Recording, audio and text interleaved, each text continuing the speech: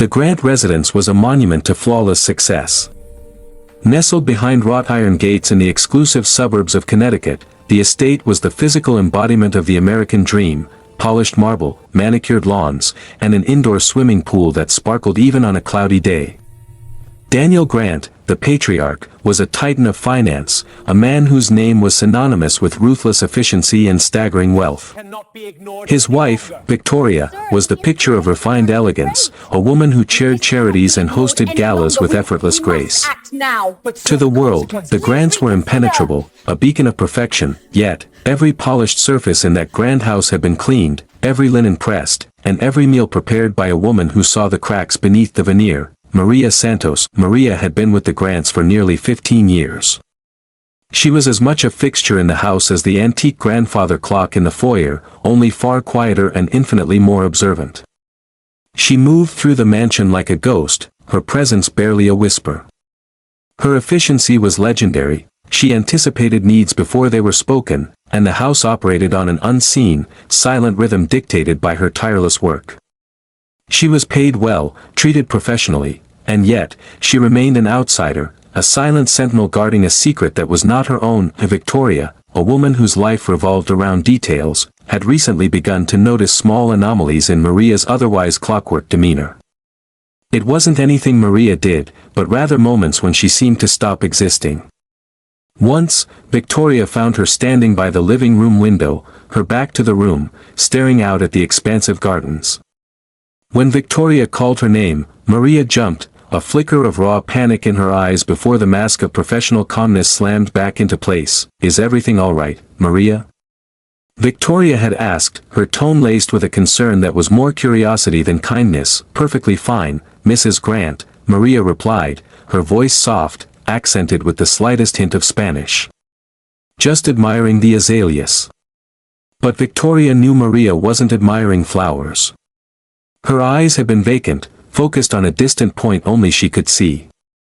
These moments became more frequent, a lingering gaze at Daniel's portrait in the study, a sudden, sharp inhale when Daniel would speak casually about his college days, or the way she would clutch the hem of her apron when Victoria was talking about her 20-year-old son, Julian, who was away at an Ivy League school. Victoria had dismissed it at first.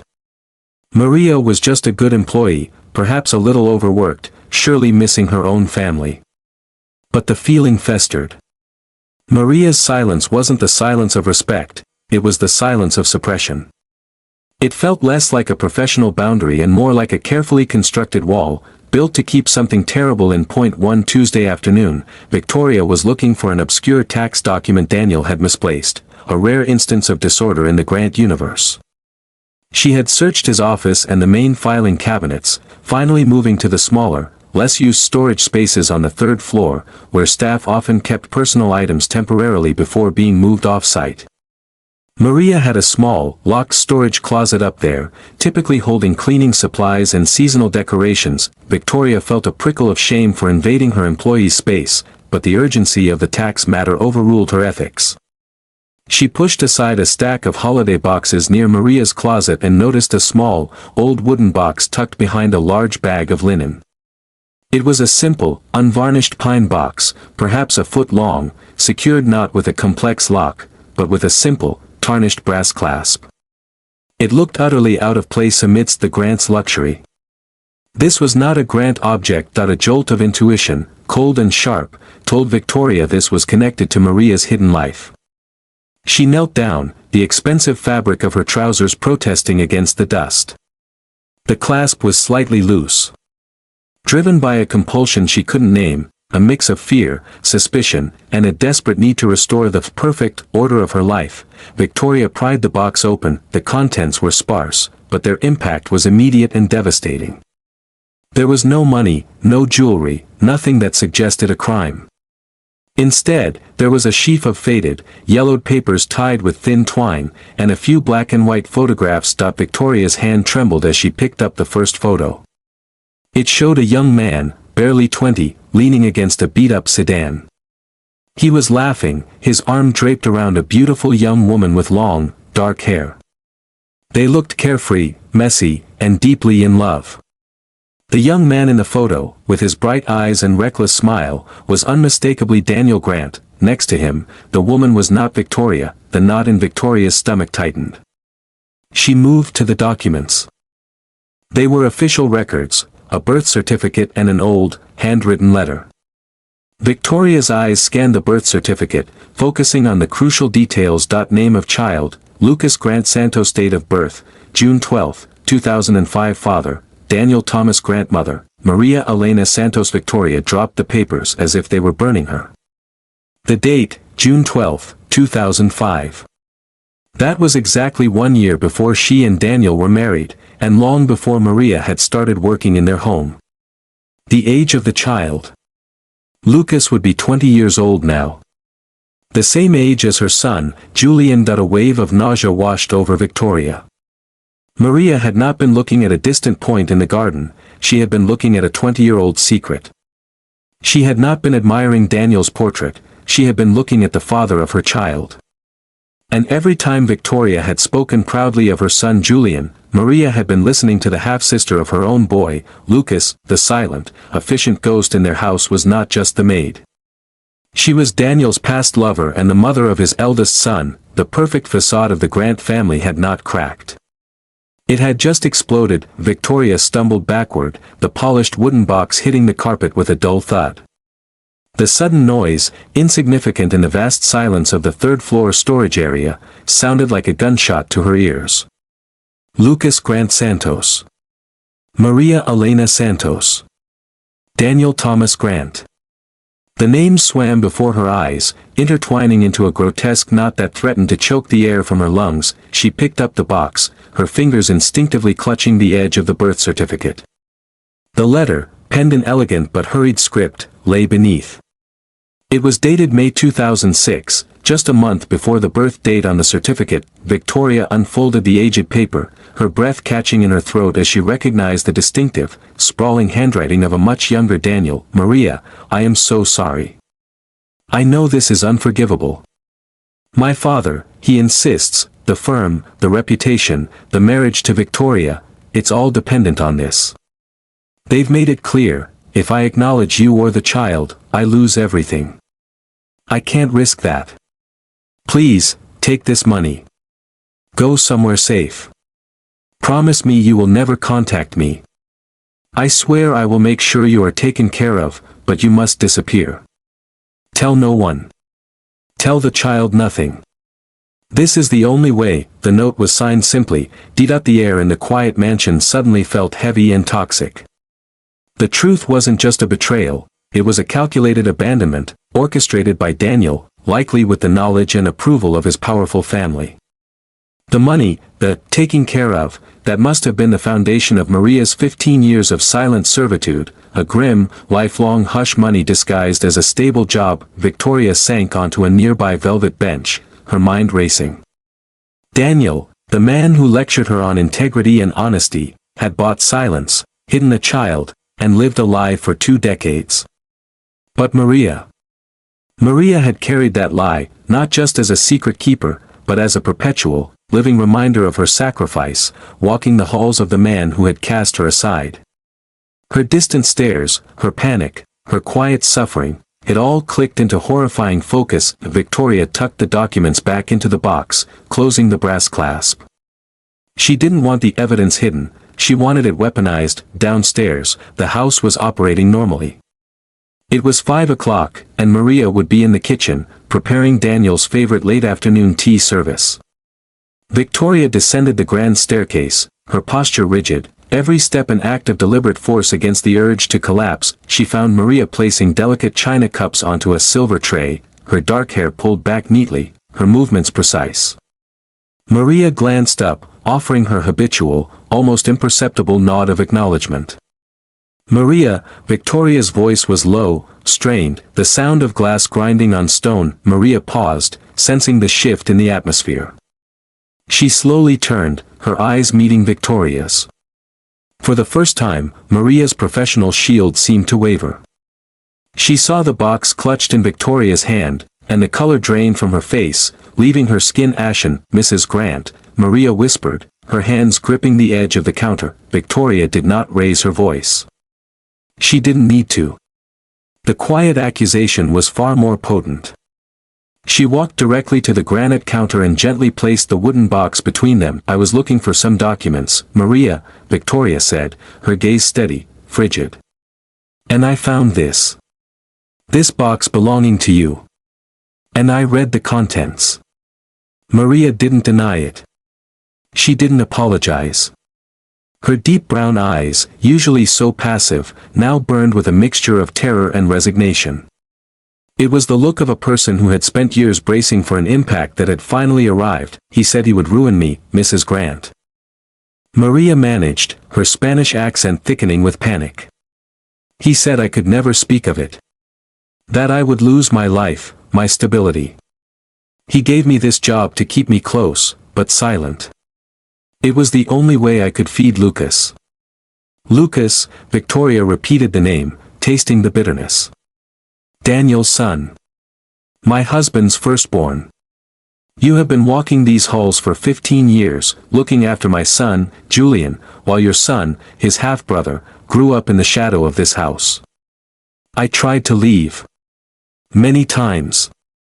But Daniel, Mr. Grant, he made sure I knew he was watching. He would send me anonymous letters with photos of Lucas playing in the park. It was a threat. He trapped me here, Mrs. Grant. He gave me golden handcuffs and told me to polish them." Maria's voice cracked, the silence of 2 decades finally fracturing into a desperate plea. Before Victoria could process the layer of manipulation Maria had just exposed, Daniel's continuous psychological control, the front door opened. Daniel Grant strode into the foyer, his briefcase in hand, the picture of the successful man returning to his flawless home. That he whistled a cheerful, off-key tune as he headed toward the kitchen, expecting the usual tranquility. "Victoria. Maria. Perfect timing, I need that tea immediately, I had a brutal board meeting." Daniel stopped dead in the doorway, his whistle dying in his throat. That he saw his wife, pale and furious, standing opposite his maid, whose eyes were wet with unshed tears. But most damning of all, he saw the small, unvarnished pine box resting between them on the counter. The box he hadn't seen in 2 decades, the box he thought was long gone, or destroyed. Daniel's face, usually so commanding, collapsed instantly, losing a decade in a single, gut-wrenching moment of realization. All the color drained from his skin. He didn't need to ask. He knew. "Maria, get out," he hissed, his voice low and dangerous, trying to regain control. "Now. Upstairs." "No, Daniel," Victoria cut in, her voice ringing with icy clarity. "She is not going anywhere. We are finally going to discuss your past. And my future." The perfect facade had truly fallen. Hell had arrived. The silence that descended upon the Grant kitchen was monumental, broken only by the faint, rhythmic ticking of the antique grandfather clock in the foyer, a relentless reminder of the time Daniel had stolen and the life he had manufactured. Daniel Grant stood frozen in the doorway, his tailor-made suit suddenly seeming flimsy, his powerful executive aura dissolving into that of a cornered, panicked boy. His eyes darted between Victoria, Maria, and the little wooden box on the counter. "Victoria, let's go into the study," Daniel finally managed, his voice strained and unnaturally calm, a desperate attempt to contain the explosion. "We can discuss this privately. Maria, you are dismissed for the evening." "Dismissed?" Victoria laughed, a harsh, brittle sound devoid of humor. "You don't get to control the narrative anymore, Daniel. This isn't a board meeting, and Maria is not a rogue employee. She is the mother of your son. The one you abandoned to protect this perfect life." She tapped the wooden box sharply. "I found the birth certificate, Daniel. Lucas Grant Santos. June 2005. That's my anniversary gift, isn't it? A 20-year-old skeleton in a pine box." Daniel took a step towards Maria, his jaw clenched, a sudden, terrifying shift to anger masking his fear. "You promised, Maria. You swore you would keep this secret. I paid you well. I gave you a stable job. You risked everything, you risked him, by keeping that box here." Maria flinched, but she did not back down. The fear was still in her eyes, but now it was tempered by a righteous fury that had been simmering for years. "You didn't give me a job, Mr. Grant, you gave me a cage," Maria countered, her voice now steady. "You gave me a constant reminder of what Lucas and I lost, forcing me to live in the shadow of the life he should have had.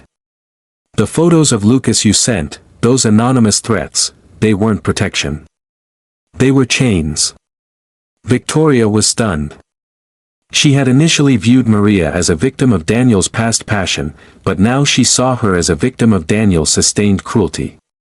The idea that Daniel had used his surveillance capabilities and wealth to perpetually blackmail Maria into silence, forcing her to work in his home, made the betrayal exponentially worse. "She's lying, Victoria," Daniel pleaded, turning to his wife, his tone shifting back to the smooth, persuasive voice he used in high-stakes negotiations. "She's trying to manipulate you. Yes, we had a brief relationship years ago, before you and I were serious. It was a mistake. She got pregnant. My father, he handled it. He insisted I couldn't be burdened with that. He offered her a settlement. And she accepted it willingly. This job was simply part of the package. She chose stability over scandal. She chose stability over my son's rightful place." Maria interjected, tears finally spilling down her cheeks.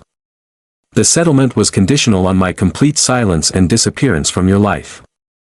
The job here was the only way to make sure I never had to explain where I got the money to your father, who controlled every aspect of my finances.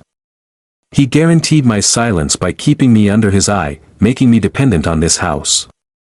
Victoria didn't look at Daniel. She looked at the polished silver tray Maria was holding. She knew Daniel was an accomplished liar, but Maria's pain felt too visceral, too real, for mere performance.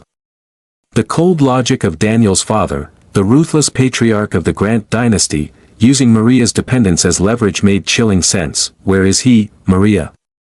Victoria asked, her eyes searching Maria's face, ignoring Daniel entirely. "Lucas. Where does he live? Does he know about Daniel?" "He lives in the city," Maria confessed, her voice thick. "He's a good boy. He's studying engineering. He thinks his father died when he was a baby. He thinks I work here to save money for his education." She looked directly at Daniel, her eyes blazing. "I didn't tell him, Mr. Grant. I kept your secret, even from Lucas, because you promised you wouldn't hurt him. If this comes out, if your family finds out I kept these documents, they will cut off every penny, every scholarship. You will ruin his future." Daniel saw the absolute vulnerability in Maria's statement, and he lunged. "Exactly. If you tell anyone, Victoria, you destroy Julian's standing too. The Grant family legacy is everything. If the papers get hold of this, Daniel Grant has a secret, illegitimate son, our stock tanks. The board will question my judgment. Julian's future, his inheritance, his social standing, gone. You will destroy everything we built together." Victoria Grant, the woman who had spent her adult life prioritizing appearance and stability, felt a deep, sickening lurch. She had been protecting a lie, serving as the graceful centerpiece to Daniel's grotesque performance. But the threat to Julian, that was the cold, hard currency of her life. She looked at Daniel, not her husband, but a manipulative stranger who valued his stock portfolio more than his children. Then she looked at Maria, a mother who had endured years of humiliation for her son's future. "I won't destroy Julian's future, Daniel," Victoria said, her voice dropping to a dangerous whisper. She picked up the wooden box again. "But I will destroy yours." "You can't," Daniel said, stepping forward, desperation hardening into intimidation. "I own you, Victoria. I own this house. I own our reputation. Think clearly. Put the box down." In a sudden, cathartic burst of anger that wiped away 20 years of stifled elegance, Victoria raised the little pine box and hurled it with terrifying force at Daniel's chest. The impact wasn't physical, it was the psychological shock of the blow. Daniel stumbled back, clutching his chest, not because he was hurt, but because the foundation of his control had just been shattered by the woman he thought he owned. "You don't own me," Victoria spat, her voice shaking. "You never did. You just paid me to look the other way. And now, I'm looking straight at you. Maria, I need to know everything. We need to talk about Lucas. Now."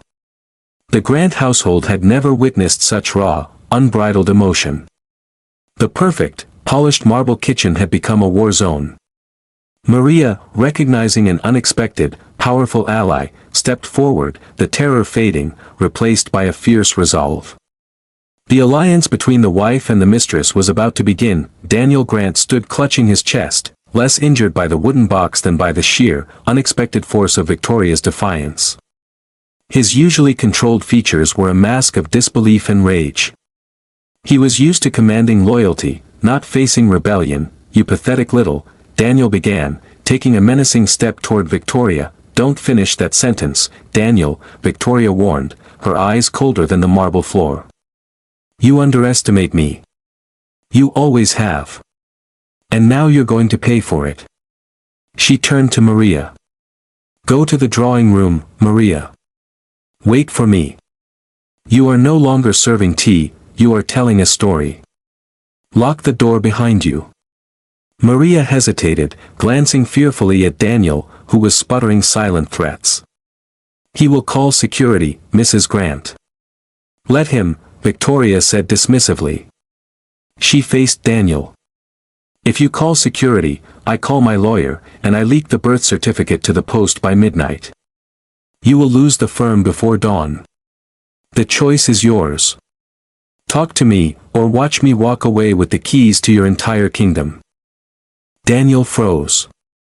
The mention of his lawyer and the media was the one threat he couldn't ignore. His entire empire rested on an image of unimpeachable moral standing. A scandal involving a secret illegitimate son born to his maid would not just tank his stocks, it would destroy his reputation as a viable business leader. He slowly lowered his hand, his eyes burning with hatred. "Fine. We talk. But she stays out of it. This is between husband and wife." "No," Victoria countered, her voice firm. "The core of this lie is Maria and Lucas. She stays. Now, move." Daniel was trapped. He stalked past his wife, his movement stiff with suppressed fury, and followed Maria into the ornate, velvet-lined drawing room, the scene of Victoria's most elegant parties. Now, it felt like a cage. Once the heavy oak door was locked, Victoria stood before the fireplace, forcing Daniel and Maria to occupy separate sofas, the wooden box resting conspicuously on the antique coffee table. "Start from the beginning, Maria," Victoria commanded, taking charge of the interrogation like a seasoned prosecutor. "Don't leave out any detail about Daniel's involvement, before, during, and after Lucas's birth." Maria took a deep breath, the years of enforced silence finally breaking. She explained that she had been an undergraduate studying on a scholarship in New York when she met Daniel during his final year of college. He was charming, intense, and seemingly devoted. They spent a passionate summer together, a secret romance hidden from Daniel's society friends and, crucially, from his powerful family. When Maria discovered she was pregnant, Daniel was initially supportive, but the moment he told his father, the response was swift and brutal. "Mr. Grant, Sr. gave Daniel an ultimatum," Maria recounted, her voice trembling slightly. "A future with me and the baby meant being completely disowned, cut off from the family trust, the firm, and his inheritance." Daniel panicked. He chose the money, the power, and the life his father had engineered, including the arranged meeting with you, Victoria. She detailed the harsh meeting with Daniel Sr.'s lawyers, where she was coerced into signing non-disclosure agreements and accepting a trust fund for Lucas, strictly conditional on the child never knowing Daniel's identity and Maria completely vanishing. "But I refused to vanish entirely," Maria whispered, looking at Daniel, who sat rigid and silent. "I moved to a small town upstate. I named him Lucas Grant Santos because I wanted him to have his father's name, even if he couldn't have his father. Then, a few years later, Daniel's lawyer showed up.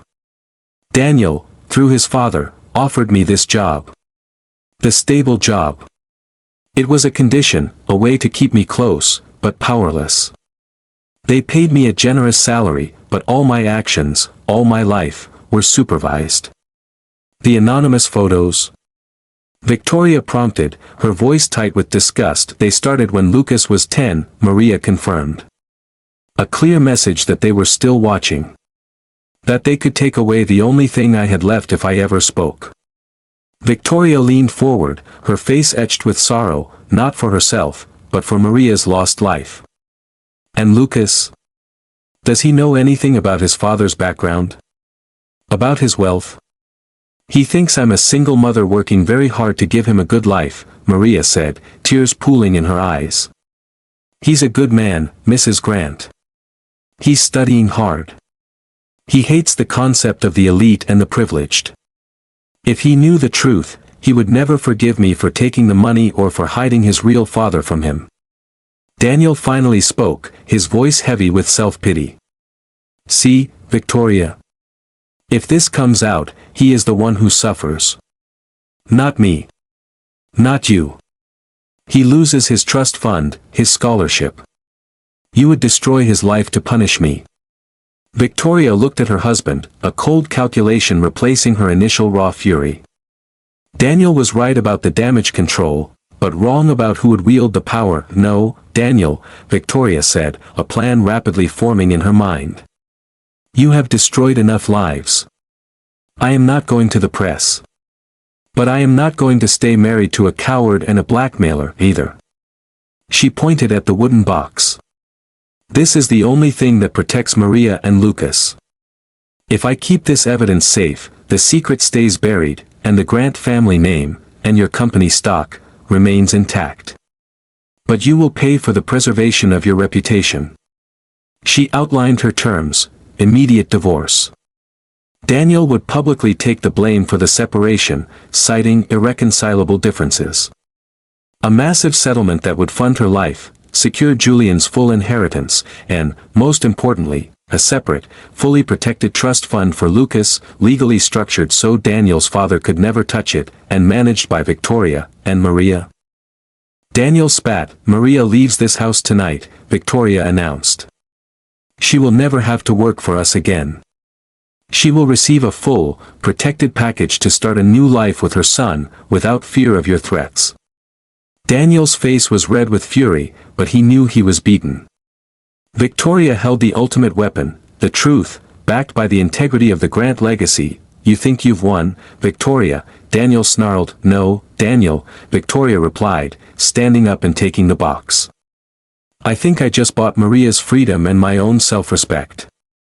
Now, call your lawyer. We start the paperwork immediately. And Maria, tonight, you pack your bags. We are going to secure Lucas's future, together. The unholy alliance was sealed, not by love or friendship, but by mutual betrayal and a shared, powerful enemy, Daniel Grant. The days that followed the confrontation were surreal, a tight, tense performance played out within the gilded cage of the Grant residence. Daniel, humiliated and stripped of his control, was a coiled spring of impotent rage. He maintained a stony silence, communicating with Victoria only through clipped demands or through his legal team, whom he had contacted moments after the confrontation. Victoria, however, was invigorated. She moved with a calculated purpose she hadn't felt in 2 decades. She was not seeking revenge, she was executing a strategic extraction. Her primary goal was to secure Maria and Lucas, thus neutralizing the secret and simultaneously dismantling Daniel's life. The legal process was swift, driven entirely by Victoria's possession of the wooden box and Daniel's paralyzing fear of exposure. The divorce settlement Victoria demanded was astronomical, but Daniel's lawyer, having seen the birth certificate and the damning letter, advised immediate compliance. The preservation of the Grant brand was paramount, far outweighing the cost of the payout. Crucially, the new trust fund for Lucas was established within 48 hours. Victoria, using her own separate legal contacts, created a blind trust that legally protected Lucas's inheritance, making it immune to future interference from Daniel, Sr. or any corporate maneuverings. Victoria made sure the first beneficiary payments were processed immediately. Maria, meanwhile, moved through the house for the last time. She meticulously packed her few belongings, her movements still efficient, but now imbued with a quiet sense of triumph. She no longer averted her gaze when she saw Daniel. She was no longer a ghost, she was a survivor about to walk free. Victoria sought Maria out in the staff quarters on the third evening. Maria was sitting on the edge of her simple bed, staring at a framed, recent photograph of Lucas. "It's done, Maria," Victoria announced softly, sitting beside her. "The fund is set up. You and Lucas are financially secure for life. You can leave tonight." Maria looked up, her eyes bright with unshed tears of relief. "Mrs. Grant." "Victoria. I don't know how to thank you. After all the years I spent watching your perfect life, I never imagined you would be the one to save mine." "Your life was never perfect, Maria," Victoria replied, a bitter edge to her tone. "It was a mirage built on lies and manipulation. Daniel did this to both of us. But unlike him, I won't let his destruction stand." Victoria reached into her pocket and pulled out a small, sealed envelope containing the documents detailing Lucas's new financial structure, along with the very first transfer receipt. "This is yours. Read it when you're safe. Tell Lucas whatever you feel is right. But I need to ask you one thing." Maria nodded, waiting. "The box," Victoria said, gesturing to the piece of luggage where Maria had packed it. "The documents and the photos. What will you do with them?" "They are the proof, Victoria," Maria said firmly. "They are the key to my freedom and Lucas's security. They stay with me. If Daniel ever reneges on the settlement, or if his father tries to interfere, I will have the power to expose him. I will not be silenced again." Victoria admired the steely resolve in the maid's voice. "Good. Keep them safe. And never look back."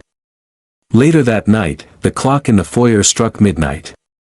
A discreet, unmarked car hired by Victoria's lawyer pulled up to the side entrance of the Grant mansion.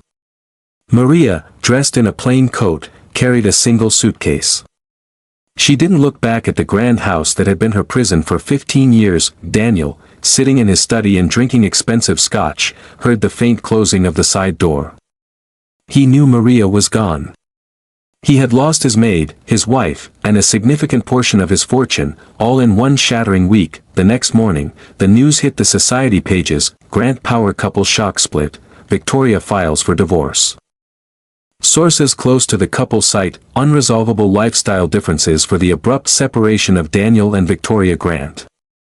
Mr. Grant, the CEO of Grant Financial, released a brief statement expressing deep regret. The world was fed a clean, neat lie.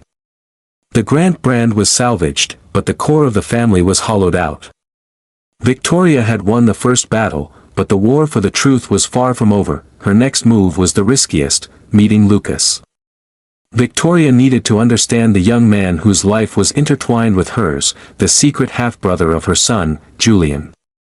She knew Maria couldn't maintain the lie forever, and Victoria felt a growing obligation to the young man whose father had betrayed them all. Victoria left the mansion and drove herself into the heart of the city, carrying a single piece of evidence: the faded photo of a young, laughing Daniel Grant and a beautiful, carefree Maria. Victoria drove through the dense urban landscape, the stark contrast between the city's chaotic energy and the sterile perfection of her suburban mansion striking her. She felt like an anthropologist entering a foreign land. Maria had provided the address of Lucas's small apartment near his university campus. She found the building, a modest, slightly run-down brick structure that felt authentic and lived in, a world away from the Grant estate. She paused in her sleek black sedan, looking up at the fourth-floor window, rehearsing her carefully constructed opening lines. She had come prepared to talk about a job opportunity, a generous grant, anything but the shattering truth. Victoria found Lucas in a tiny, sparsely furnished coffee shop near his building. Maria had warned her that Lucas was brilliant, fiercely independent, and possessed a deep distrust of wealth and privilege, traits inherited, ironically, from the moral center Daniel Grant had discarded. Lucas Grant Santos was a mirror image of the young man in the photo, the reckless, handsome version of Daniel, but with Maria's kind eyes and grounded demeanor. He wore faded jeans and a university hoodie, the picture of intellectual determination. He stood up politely as Victoria approached his small table. "Mrs. Grant. Thank you for meeting me. My mother said you had a very pressing business matter." Lucas's voice was warm, confident, and entirely devoid of the deference Victoria was used to receiving from Maria. Victoria sat down, forcing a professional smile. "Lucas, thank you for making time. Please, call me Victoria." "Yes, I spoke with your mother before she left our employ. She highly recommended you. I'm starting a new foundation, focused on supporting engineering students from disadvantaged backgrounds, and I need a consultant." Lucas listened intently, his brow furrowed, a flicker of suspicion in his eyes. "With all due respect, Victoria, I'm only 20. I'm in the middle of exams. Why me? And why now? This seems very sudden, and frankly, very generous." Victoria had anticipated his sharp intellect. The lie felt thin and brittle under his scrutiny. She realized she couldn't build trust on Daniel's blueprint of deceit. She reached into her handbag and pulled out the single black and white photograph. She slid the photo across the table. Lucas picked it up, his smile fading as he studied the image of the handsome young couple laughing by the old car. "My mother," he whispered, his finger tracing her youthful face. "She looks so happy here. I've never seen this photo." Then, Lucas looked at the young man beside her. He paused, his expression shifting from curiosity to profound confusion. The resemblance was undeniable, but the context was impossible. "Who is this?" Lucas asked, his voice barely audible. "That," Victoria said, meeting his gaze steadily, "is your father, Lucas. Daniel Grant." The effect was instantaneous and devastating. Lucas went utterly still, his posture collapsing slightly. The chaos that had erupted in the Grant mansion was now hitting this quiet corner of the city. That's impossible," Lucas stammered, shaking his head. "My mother told me he died years ago. A car accident. That's why she always worked so hard. To honor his memory." "I know what she told you," Victoria said gently. "She told you that because she was forced to. Lucas, your father did not die. He is very much alive.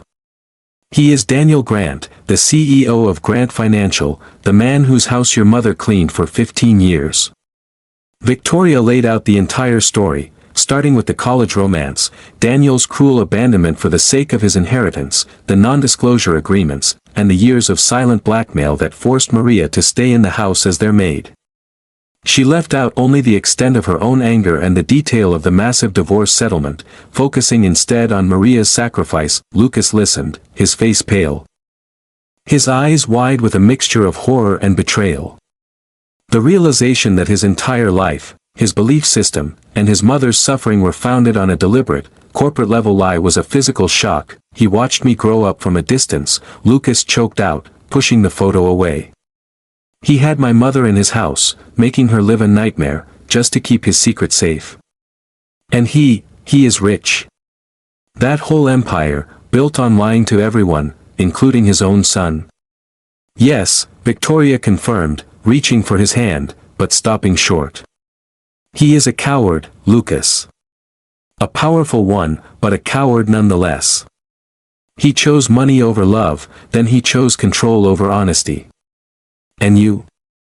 Lucas asked, his eyes narrowing, reflecting the shrewdness Victoria had seen in his father. "Why are you telling me this, Victoria? You're his wife. Or were. Why blow up your own life to reveal his secret?" Victoria took a moment, letting the honest answer surface. "Because your mother, Maria, was a better, more decent woman than Daniel deserved. She sacrificed her life to protect you and your secret trust fund. And because I realized I was just another piece of Daniel's collateral, the respectable wife, replacing the inconvenient lover. I saw the evil in his long-term manipulation of your mother, and I chose to side with the victim. Both of us." She explained the new trust fund, secured outside Daniel's control, and the safety it provided Maria. Lucas remained silent for a long time, staring at the scarred wooden surface of the coffee table. He was mourning two deaths, the father he thought had died a hero, and the mother he realized had lived a lie of silent servitude. "I need to see my mother," he finally said, his voice flat. "I need to know why she didn't tell me. I need to understand why she endured that humiliation." "She is waiting for you, Lucas," Victoria said, handing him an envelope containing Maria's temporary address and a letter from Maria explaining the difficult choices she made. "She did it for you. She did it to protect your future. Go to her.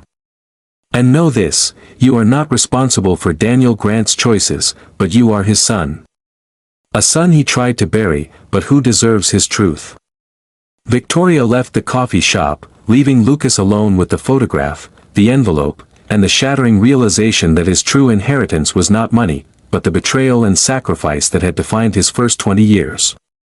The next step, the eventual meeting between the two half-brothers, Julian and Lucas, was now inevitable, and that, Victoria knew, would be the true moment of reckoning for the Grant family name. Lucas arrived at the temporary apartment Maria had rented, a humble, secure place financed by Victoria's initial emergency funds. He burst through the door, not with anger, but with an overwhelming, suffocating grief. Maria was unpacking a small box of kitchen items, but she dropped a mug when she saw the look on her son's face. "Lucas. What's wrong?" she cried, rushing toward him, but he gently pushed her back, holding her at arm's length. "Don't, Mama. Not yet. Tell me it's not true. Tell me the woman, Victoria Grant, she's lying. Tell me my father died in that car accident." Maria's shoulders slumped. She looked utterly drained, the 15 years of performing the lie finally taking their toll. She didn't need to ask what he knew, the look in his eyes was the absolute confirmation of Victoria's successful intervention. "Lucas, sit down," she pleaded, her voice barely a whisper. "It is true. He is alive. Daniel Grant is your father." Lucas sank onto the nearest chair, burying his face in his hands. The tears that followed were not just for the lie, but for the profound sacrifice Maria had made. 15 years, Mama," he choked out. 15 years, you cleaned his floors, you served him tea, you were a ghost in his house, and you let me believe he was a dead hero. Why? Why the humiliation? Why that job?" Maria knelt before him, placing her trembling hands on his knees. "Because, my son, your abuelo, Daniel's father, he didn't just threaten Daniel. He threatened me. He had the power to make me disappear. When Daniel abandoned us, the old man offered me a choice: complete silence, anonymity, and a guaranteed trust fund for you, conditional on me signing away his parentage. Or, I could fight, lose the settlement, and watch Daniel's powerful family crush me, leaving you with nothing." She paused, taking a ragged breath. "I tried to leave the country. But Daniel, he convinced his lawyers that the only safe way to guarantee my silence and your fund was to keep me close, under surveillance. That job in his house was the price of your security.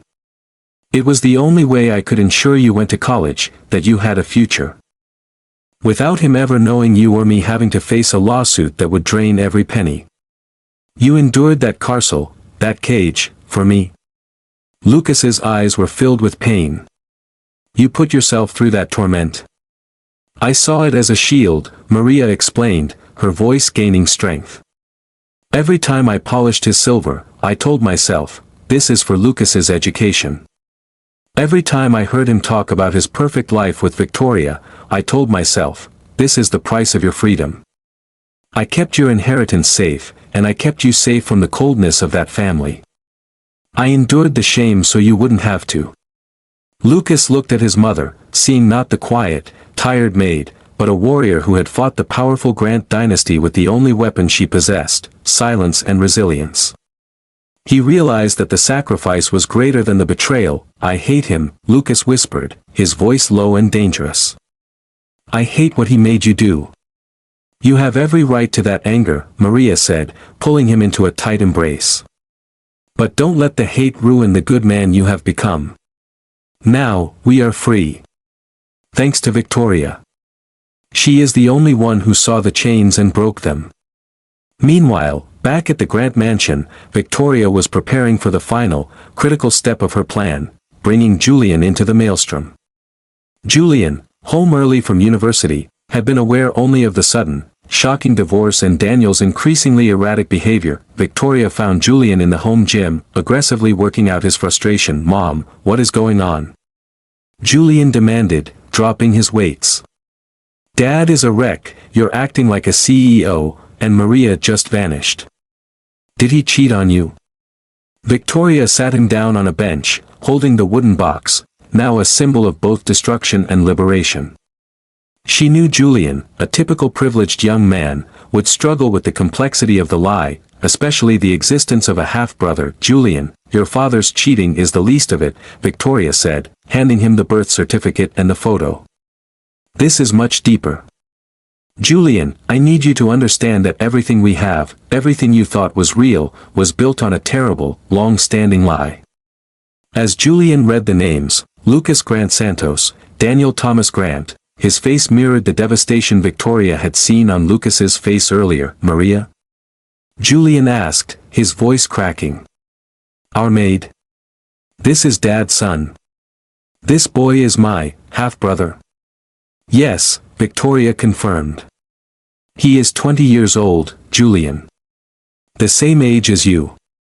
Your father abandoned them both, then forced Maria to live in this house, silently raising her son while she served the family that took his place."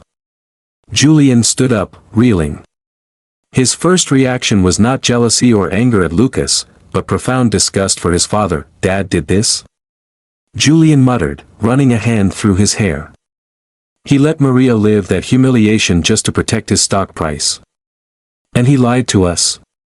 "He did," Victoria said, a flicker of pride in her son's moral clarity rising in her chest. "And now, Julian, you need to decide what kind of Grant you will be. The one who continues the lie, or the one who faces the truth." Victoria told him about the secured trust fund and Lucas's current situation. She revealed her final ambition, to introduce the two brothers. "Lucas is a good man, Julian," Victoria said. "He is the victim of your father's past, just like us. I need you to meet him. I need you to acknowledge him, not just as Daniel's mistake, but as your brother. That act, Julian, is the only way to truly shatter Daniel's reign of deceit." Julian looked at the documents, then back at his mother. The choice was clear: embrace the mess and find a new truth, or cling to the gilded, toxic lie of the Grant family. Julian made his decision. "Where is he, Mom? Where is my brother?" Victoria meticulously orchestrated the meeting to take place on neutral ground, a quiet, elegant but understated bistro known for its privacy and discretion. She knew the encounter had to be handled delicately. It was the final, most volatile piece of the truth bomb she had detonated in Daniel's perfect life. Julian arrived first, dressed casually, his face etched with a tension that surpassed any stress from his university exams. He was used to knowing exactly where he stood in the world, privileged, secure, the rightful heir. Now, his foundation was shaky, and he was meeting a complete stranger who held the true claim to his father's attention, if not his name. Lucas arrived moments later, accompanied by Maria, who insisted on being present for support, though she stayed a respectful distance away at a separate table. Lucas looked around the bistro, clearly uncomfortable with the overt opulence, his gaze sharp and assessing. He carried the deep burden of his mother's sacrifice and the fresh wound of his father's betrayal. Victoria introduced them simply. "Julian, this is Lucas. Lucas, this is Julian." The two young men, both 20 years old, stood facing each other. The resemblance was striking. Julian had Daniel's height and frame, but Lucas possessed Daniel's specific, magnetic charisma, tempered by Maria's unmistakable humility. They were two sides of the same coin, forged by the same father but in vastly different fires. "Hi," Julian said, extending his hand, his voice slightly rough. "I'm glad you came." Lucas took his hand, his grip firm. "I needed to see the other half of the lie," he replied, his tone devoid of hostility, but weighted with a quiet sadness. Victoria wisely stepped back, allowing the two brothers to navigate the impossible terrain of their shared history. They sat down, and the conversation was halting at first. Julian, accustomed to talking about elite schooling and future business plans, struggled to find common ground. "My mother told me everything," Julian confessed, leaning forward. "About Dad, about his father, about the deal. About your mom being forced to work for us." He looked genuinely ashamed. "I'm sorry, Lucas. Truly. I had no idea. We were raised on his narrative, the perfect family story." Lucas nodded slowly. "Your mother, Victoria, she was the one who came to me. She was the one who gave me the truth. My mother kept the secret because she thought it was the only way to protect me. I understand her sacrifice now, but it still hurts to know the man I cleaned up after was my father." Julian absorbed the devastating reality. "You cleaned our house. You saw me growing up, probably thinking I was the golden boy who got everything you deserved." "It was difficult," Lucas admitted. "But your mother, Victoria, she was always kind to mine. And I knew you were innocent in all of it. You were just the boy who was chosen, and I was the boy who was hidden." The conversation turned to the shared connection. "Daniel Grant, he's furious," Julian revealed. "He's destroying the house, drinking, calling lawyers every hour. He thinks he's been victimized by you two and by Mom. He sees this as a financial attack, not a moral failure." "That's Daniel," Lucas said with grim resignation. "He only values what he can purchase or control. He probably thinks I'm going to come after his empire now." Julian met his gaze. "Are you?" Lucas leaned back, a small, genuine smile finally touching his lips. "I don't want his empire, Julian. I'm an engineer. I want to build things that last, not financial constructs that crumble under a little truth. My mother is free, and I am secure. That is my victory." The relief washed over Julian. It wasn't a battle for inheritance, it was a battle for recognition. "I want to know you, Lucas," Julian said sincerely. "We're brothers. We don't have to let his deceit define us. We can build our own story." They talked for hours, bridging 2 decades of enforced separation. They discovered shared interests, a love for classic rock, a disdain for pretension, and a dry, inherited sense of humor. The initial tension dissolved into the cautious, budding curiosity of kinship. Victoria watched from her corner table, tears welling up as she saw Julian and Lucas sharing a laugh. Her calculated destruction had yielded something entirely unexpected, a new, fragile kind of family built on honesty. She had not only freed Maria but had given Julian a connection that his father's superficial world could never provide. The next day, Daniel, still holed up in his study, received a package. It was an anonymous legal notice, not from a lawyer, but from the board of Grant Financial. The board, aware of the massive and unexplained divorce settlement and Daniel's increasingly erratic behavior, had conducted an emergency internal review. They had not discovered the secret son, but they had found alarming evidence of Daniel's use of company surveillance and security resources to track and control Maria for 15 years, a clear breach of corporate ethics and misuse of funds. The final hammer blow was delivered not by the media, but by the very system Daniel had used to protect himself. Subject: immediate leave of absence and internal review. Due to concerns regarding corporate governance and the misuse of company assets, the board has voted to place you on immediate, indefinite leave. An interim CEO has been appointed. Your access to all corporate accounts and facilities has been revoked pending a full investigation. Daniel Grant, the titan of finance, was officially deposed. He had not lost his empire because of an illegitimate son, but because the effort to hide that son revealed him to be a deeply flawed and morally compromised leader. The perfect life of the Grant family was utterly destroyed, replaced by the bitter, complicated reality of betrayal, sacrifice, and the glimmer of hope for 2 long-lost brothers. The secret, hidden for 20 years by the maid, had finally brought down the master of the house, leaving Victoria, Maria, and the 2 sons to pick up the pieces and forge a new, honest legacy. The news of Daniel Grant's enforced leave of absence from Grant Financial, framed officially as a health sabbatical, but widely understood to be a forceful removal, sent ripples through the city's elite.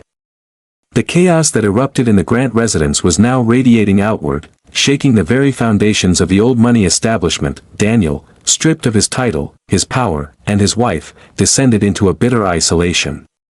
Confined to the silent, cavernous mansion, he blamed everyone but himself, Victoria for her betrayal, Maria for breaking her promise, and Julian for siding with his mother. The man who valued control above all else found himself utterly powerless, his carefully constructed life a ruin. Victoria, conversely, felt a clarity and freedom she hadn't experienced since her own youth. The divorce was finalized quickly and quietly, with Daniel's legal team ensuring all Victoria's terms were met to avoid media exposure of the real reason. With her significant settlement secured, Victoria immediately took the reins of her new foundation, the one she had initially used as a cover story for meeting Lucas. She named it the Santos Grant Foundation, deliberately placing Maria's maiden name first. Its mission was to provide scholarships and ethical oversight for students whose educational futures were vulnerable due to corporate or familial corruption. It was a direct, elegant insult to Daniel, one he could not fight without exposing his secret. Maria, now truly free, had moved with Lucas to a new apartment downtown. She used her severance package and the initial income from Lucas's trust fund to start a small, successful catering business specializing in authentic Latin cuisine, a passion she had suppressed for decades. She was no longer Maria the maid, she was Maria the entrepreneur, her quiet dignity replaced by a resilient confidence. The old wooden box containing the documents was kept safely locked away, a symbolic relic of a life she had escaped. The most significant change, however, was the formation of the new Grant family. Julian and Lucas began to build a genuine, solid bond. Julian, stripped of his entitlement, saw Lucas's grounded perspective as a refreshing antidote to his father's toxicity. Lucas, seeing Julian's sincere disgust with Daniel, realized that the privilege Julian enjoyed had come at a heavy cost to his own soul. They were brothers, finding common ground in their shared trauma and their mutual disdain for the man who had created them both. They often met for coffee, swapping stories about their vastly different upbringings. Julian learned what life was like outside the gates of the estate. Lucas learned about the cold, demanding pressures inside. Their bond was a living testament to Victoria's audacious decision to expose the truth. One afternoon, Julian brought Lucas to the Grant mansion. Victoria had kept the house, preferring to use it as a base while she established the foundation. Daniel was gone, retreating to a remote family compound in disgrace. Julian led Lucas into the study, where Daniel's large, imposing portrait still hung. Lucas stared up at the image of the man who had been his ghost father and his cruel employer. He thought that by keeping us apart, he was protecting his legacy, Julian said softly. Lucas finally smiled, a clear, open smile free of shadow. He didn't understand that his legacy wasn't money or reputation. It was us. And we are nothing like him. The two brothers stood shoulder to shoulder, a silent promise passing between them to build something honest and enduring from the wreckage Daniel had left behind. Victoria, watching from the doorway, felt a final, cathartic wave of peace. She had entered the marriage believing in a facade of perfection and had left it with a truth that was messy, painful, but ultimately freeing. The maid's secret had not only destroyed the millionaire family's lie, it had cleared the ground for a real family to finally take root.